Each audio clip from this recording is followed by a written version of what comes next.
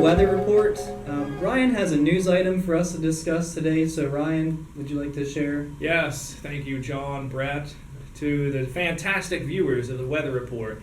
A little bit of commentary here. You know that recently, probably 2-3 weeks ago, that in Turkey they reopened the Hagia Sophia Cathedral back into a mosque. It had been a museum for since the 20s or 30s, I'm not sure. 1934. 34, okay.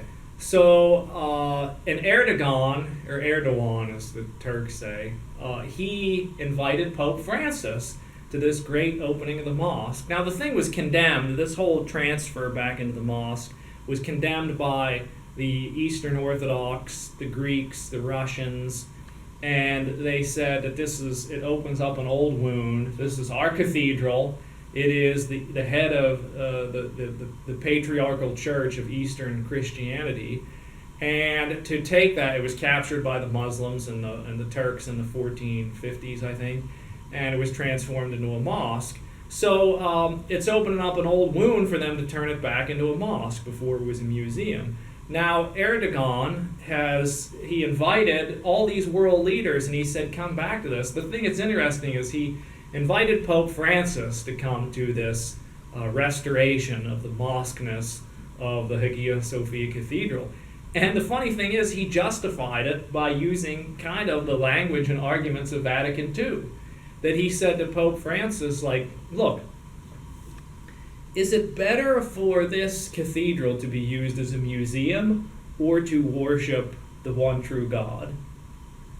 Is it better, and acknowledging your Vatican II document that says we Catholics and you Muslims worship the same God together? That's what the document says. I think it's Nostra Aetate.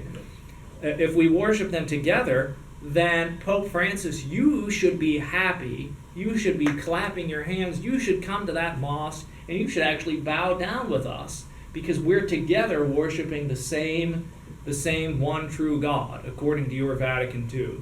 Now, Pope Francis said, quote, well, he heard about it, and on July 12th, his weekly Angelus, the Pope said he thinks of Istanbul and of Hagia Sophia, and I am very saddened. I don't know what he's sad about. I mean, Erdogan is just interpreting Vatican II according to how the modern Catholic Church interprets it. So why would the Pope be sad?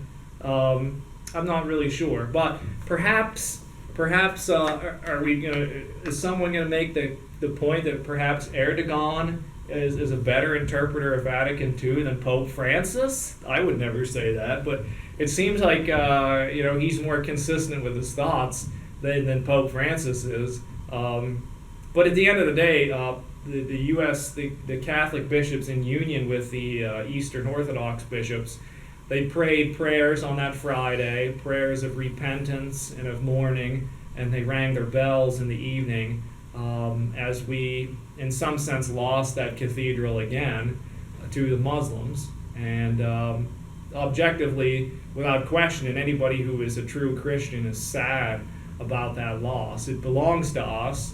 There's the icons of Christ and the Blessed Virgin and the saints there.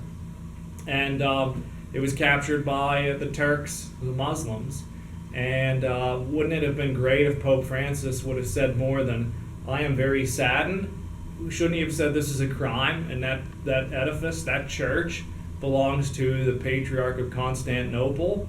And it should be given back to him. But of course, here comes the politics, and we can't make the Turks mad. Oh, they're in the EU. Oh, yeah, they're in NATO. Oh, yeah, I don't think they're in the EU, but they are in NATO.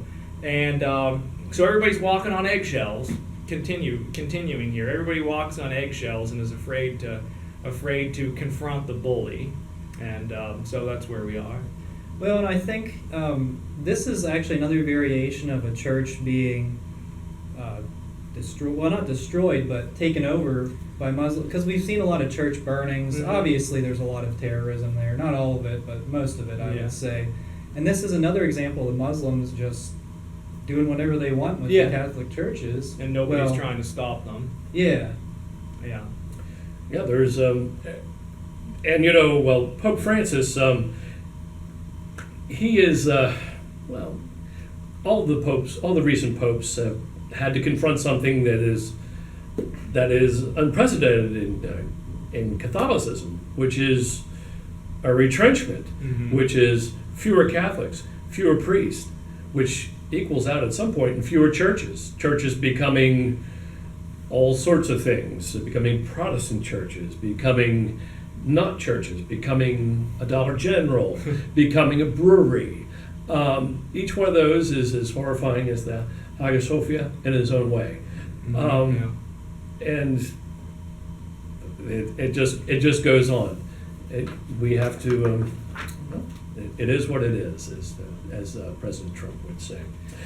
Well, and the one thing that the bishops won't allow the church to become is an SSPX church. Yeah, you can turn it into a bed and breakfast, a brewery, a mosque, but it certainly cannot be used by the SSPX. No, absolutely not.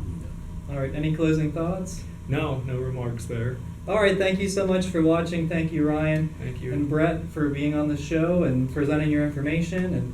And we are the laity. We will not be silent. Everyone have a great day.